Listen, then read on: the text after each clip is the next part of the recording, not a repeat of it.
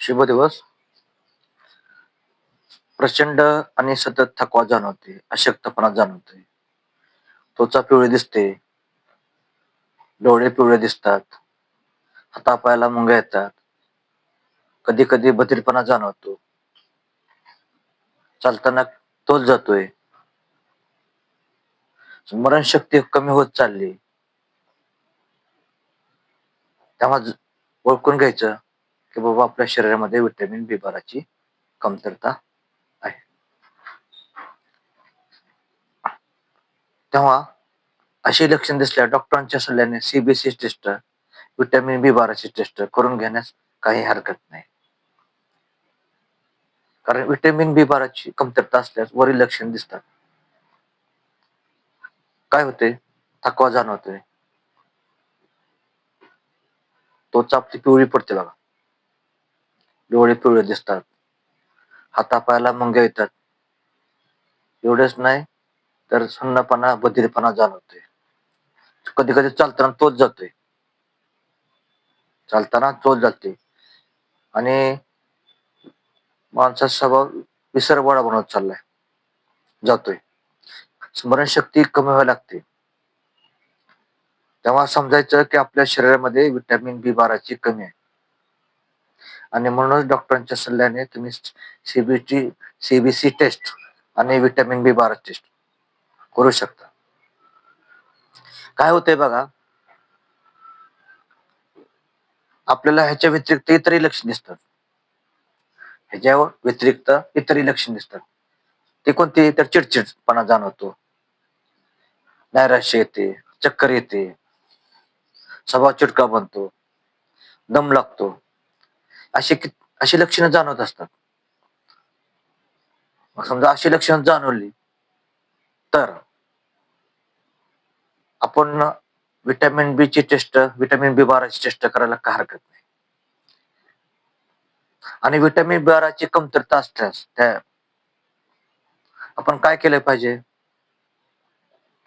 ही लक्षणं जाणवली, वरीलपैकी कोणताही त्रास झाला तर एखादा उपाय करण्याऐवजी खालील गोष्टीचे पालन केले तर बरं होईल. मग त्या गोष्टी कुठल्या? तर अति मद्यपान करायचं नाही, धूम्रपान करायचं नाही. अति मद्यपान आणि धूम्रपान अजिबात करायचं नाही, बंद करायचं. कॅफीनयुक्त पदार्थ सेवन करायचे नाही. चहा असेल, मग कॉफी असेल, हे कॅफीनयुक्त पदार्थ आहेत. अशा पदार्थांचं सेवन अजिबात करायचं नाही. आणि जास्त फायबरयुक्त आहार शक्यतो घ्यायचा नाही, बर का. जास्त फायबरयुक्त आहार घेऊ नका. तसेच प्रक्रिया केलेले अन्न, उदाहरणार्थ गरा, मैदा, साखर, पाकिटबंद पदार्थ खाऊ नका.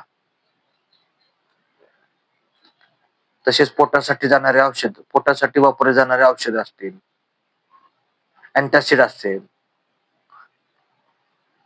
या अशा गोष्टीमुळे किंवा यांचे सेवन केल्यामुळे काय होते बघा, आपले शरीर हे विटॅमिन बी शोषून घेऊ शकत नाही. यांचं सेवन केल्यामुळे विटॅमिन बी शोषून घेण्याला आपल्या शरीराला अडथळा येतो,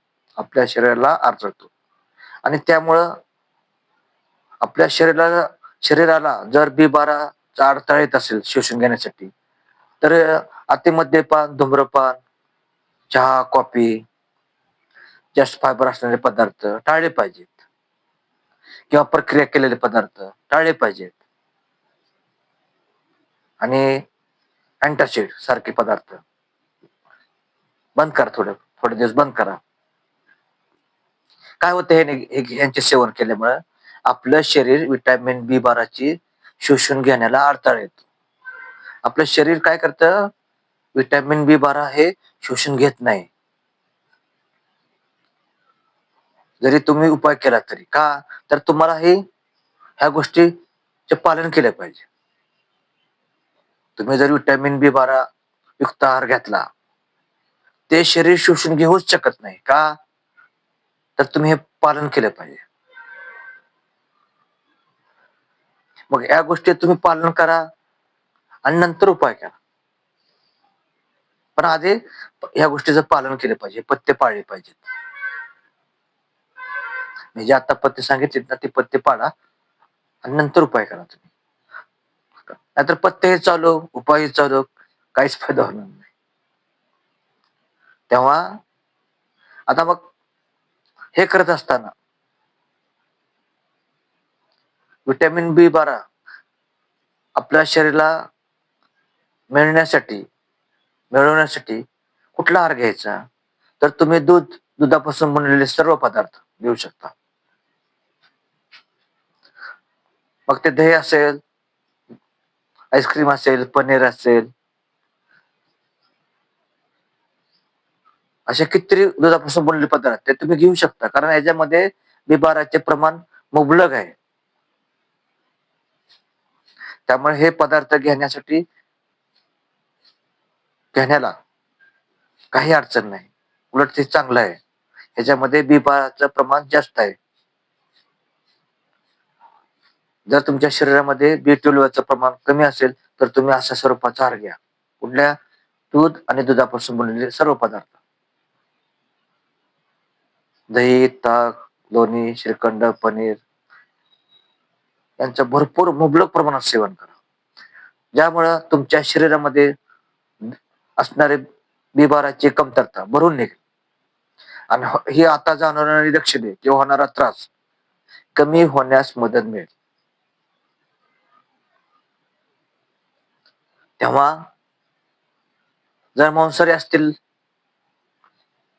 अशाने काय करायचं? अंडी, मासे, चिकन आपल्या आहारामध्ये समावेश करायला काय हरकत नाही. कारण याच्यामध्ये सुद्धा B12 असते, मुबलक असते. जसजसे आपले वय वाढत जाते ना, तसतसे आपल्या शरीरातील व्हिटॅमिन B12 प्रमाण कमी होत असते आणि त्यामुळे आपल्या शरीरातील प्रत्येक अवयवावर त्याचा परिणाम होतो. कशामुळे? व्हिटॅमिन B12 कमतरता असल्यामुळे शरीरातील प्रत्येक अवयवावरती विपरीत परिणाम होतो. ॲनिमिया होतो, वात वाढतो, अशी कितीतरी उदाहरण देता येतील. म्हणून आपल्या शरीरातील व्हिटॅमिन B12 प्रमाण हे आटोक्यात ठेवा, कमी होऊ देऊ नका. एवढंच मला या निमित्ताने सांगायचं. तेव्हा वय वर्ष 40 ओलांडली किंवा 50च्या पुढे व्हिटॅमिन B12 आपल्या शरीरात उपलब्ध कसे होईल याची काळजी घ्या, जेणेकरून हे त्रास तुम्हाला होणार नाही. मित्रांनो, हा व्हिडिओ आपला कसा वाटला? आवडल्यास लाईक करा, कमेंट करा. नवीन असाल तर सबस्क्राईब करा. तेव्हा पूर्ण विराम घेतो. धन्यवाद.